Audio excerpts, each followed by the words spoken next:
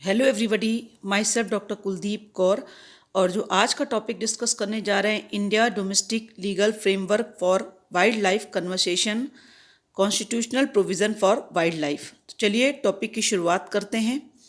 सबसे पहले इन्वायरमेंट, पर्यावरण। देखिए पर्यावरण क्या है, कई बार मन में क्वेश्चन आता है।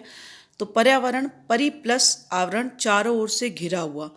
तो यहाँ पर जो वाइल्ड लाइफ में लोग रह रहे हैं तो उनके प्रोटेक्शन के लिए हमारा लीगल क्या फ्रेमवर्क है, ये आज मैं डिस्कस करूंगी। और साथ में आपको कॉन्स्टिट्यूशनल प्रोविज़न भी वाइल्ड लाइफ पे बताऊंगी। सबसे पहले 42 अमेंडमेंट में क्या हुआ। संविधान के 42 अमेंडमेंट में 1976 द्वारा वनों को संवर्ती सूची में प्रविष्ट 17A के रूप में जोड़ा गया और जंगली जानवरों और पक्षियों की सुरक्षा को प्रविष्टि 17B के रूप में जोड़ा गया। आप देख रहे हैं मैंने मेटा हिंदी इंग्लिश दोनों में लिखा है। By the 42 amendment act 1976 of the constitution, forest was added as entry 17A in the concurrent list. आप याद रखेंगे फॉरेस्ट को कहाँ पे जोड़ा गया, 17A कंकरेंट लिस्ट में, और protection of wild animals and bird को एंट्री 17B में जोड़ा गया। तो आर्टिकल 15(1)(15AG कॉन्स्टिट्यूशन में क्या कहता है कि वनों और वन्य जीवों सहित प्राकृतिक पर्यावरण की रक्षा और सुधार करना प्रत्येक नागरिक का मौलिक कर्तव्य होगा। तो हमारी फंडामेंटल ड्यूटीज सौंपी गई आर्टिकल 51AG में कि Constitution states that it shall be the fundamental duty of every citizen to protect and improve the natural environment including forest and wild life. तो हर एक नागरिक भारत का उसका मूल कर्तव्य है कि वो क्या करेगा, प्राकृतिक पर्यावरण की रक्षा करेगा, वन्य जीवों और वन जीवों की रक्षा करेगा, और ये उसका एक फंडामेंटल ड्यूटी मानी है।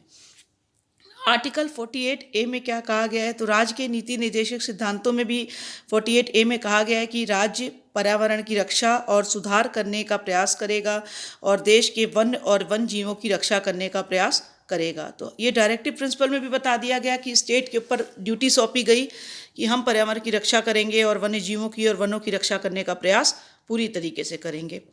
तो इस पर कौन कौन से एक्ट आए वो भी मैं आपको डिस्कस करूंगी कि कुछ एक्ट मैंने लिख दिए हैं, कुछ मैं एक्ट मैं आपको बता दूंगी। तो वाइल्ड लाइफ प्रोटेक्शन एक्ट 1972 में, इसको लास्ट अमेंड किया गया था 2006 में।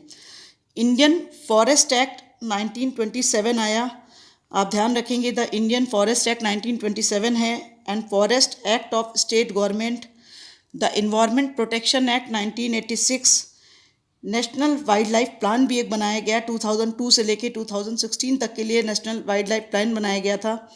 नेशनल फॉरेस्ट पॉलिसी भी एक इंट्रोड्यूस की गई थी 1998 में, और द बायोलॉजिकल डाइवर्सिटी एक्ट 2002 में आया। तो कुछ मैंने आपको 3 लिख दिए हैं और बहुत सारे एक्ट मैंने आपको बताए वो आप याद रखेंगे। फिर से एक बार सुन लेंगे कि the Indian forest act 1927 and forest act of state government, the environment protection act 1986, national wild life plan 2002 से लेके 2016 तक, national forest policy 1998, the biological diversity act 2002। तो सारे एक्टों ने ये प्रयास किया कि हमारा जो वाइल्ड लाइफ है उसको प्रोटेक्ट किया जाए, एनवायरनमेंट को प्रोटेक्ट किया जाए, क्योंकि बिना इनके ह्यूमन बीइंग की कल्पना करना व्यर्थ है। क्योंकि अगर हमारा एनवायरनमेंट प्रोटेक्ट रहेगा, हमारे वाइल्ड लाइफ के लोग प्रोटेक्ट रहेंगे, तो हमारी एक ड्यूटी इम्पोज की गई कि हमें इन कामों को करना चाहिए। तो प्लीज़ आप बताइएगा कि आज का वीडियो आपको कैसे लगा। Thank you.